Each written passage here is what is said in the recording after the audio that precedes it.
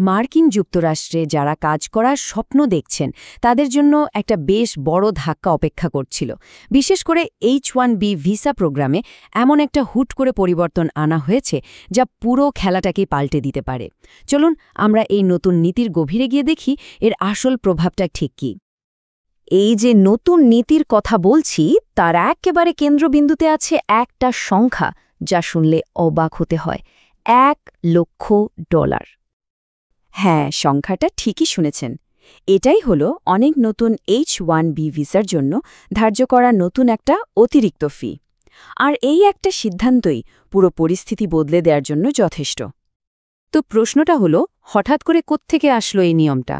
ঠিক কি ঘটেছে আর কেনই বা এত বড় একটা পদক্ষেপ নেওয়া হলো? চলুন ভেতরের খবরটা জানা যাক। এই আকস্মিক পরিবর্তনের মূল উৎস হল একটা প্রেসিডেন্সিয়াল প্রোক্লামেশন, মানে সোজা কথায় রাষ্ট্রপতির একটি বিশেষ ঘোষণা।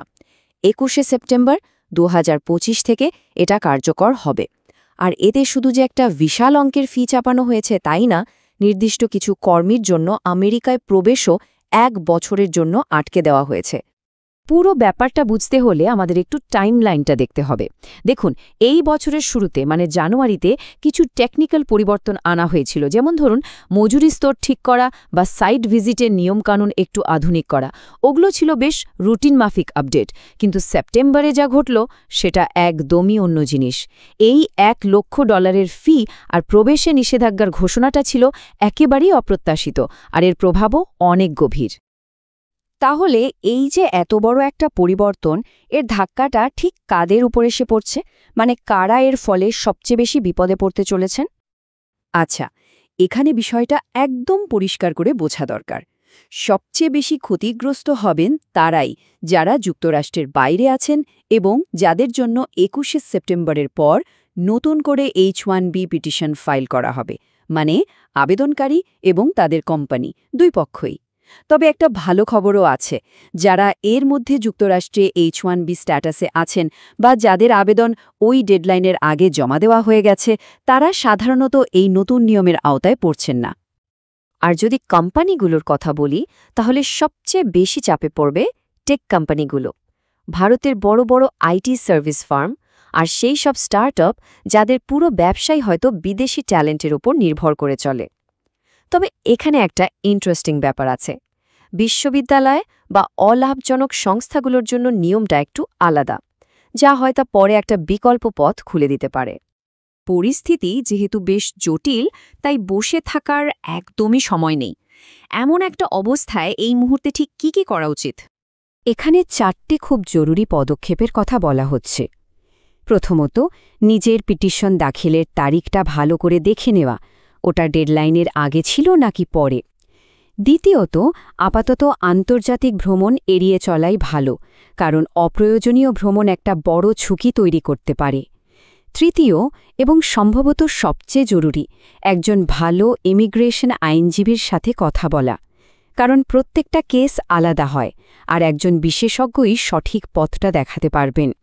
আর সবশেষে, নিজের স্ট্যাটাস আর ফাইলিং হিস্ট্রি প্রমাণ করার জন্য যা যা কাগজপত্র আছে সব এক জায়গায় গুছিয়ে রাখা। যদি সব কিছুর মধ্যে মাত্র 2টো কথা মনে রাখতে হয়, তাহলে সেটা হলো, দেরি না করে একজন আইনজীবীর সাথে কথা বলুন আর খুব দরকার না পড়লে দেশের বাইরে ভ্রমণ করা থেকে বিরত থাকুন।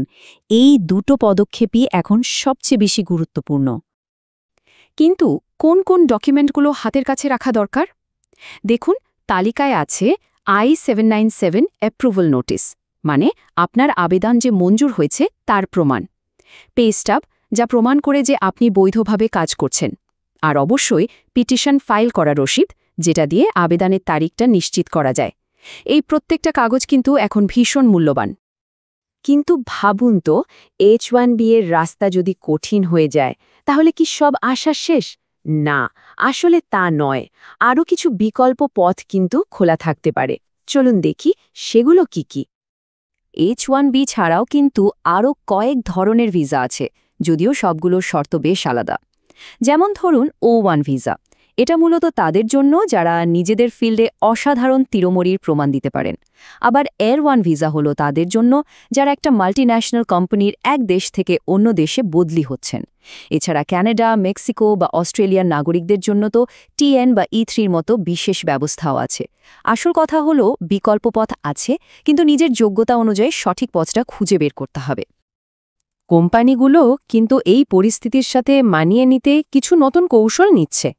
যেমন বিশ্ববিদ্যালয় বা গবেষণা প্রতিষ্ঠানের মতো ক্যাপ এক্সেম্পট সংস্থার মাধ্যমে কর্মী নিয়োগ করা, যেখানে ভিসার কোটার কোনো সীমাবদ্ধতা নেই।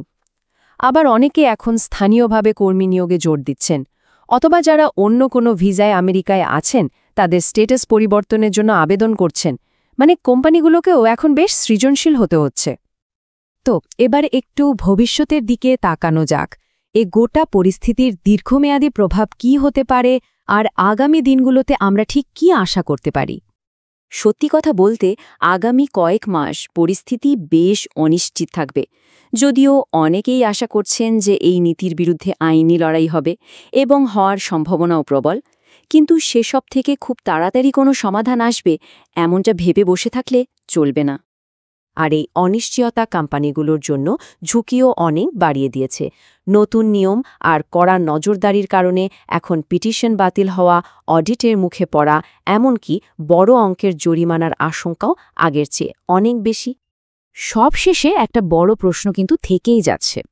এই যে এত আকস্মিক আর কঠোর একটা নীতি, এটা কি বিশ্বজুড়ে মেধাবী কর্মীদের লোদনের গতিপথকে স্থায়ীভাবে বদলে দেবে? এর উত্তর হয়তো একমাত্র সময়ই দিতে পারবে।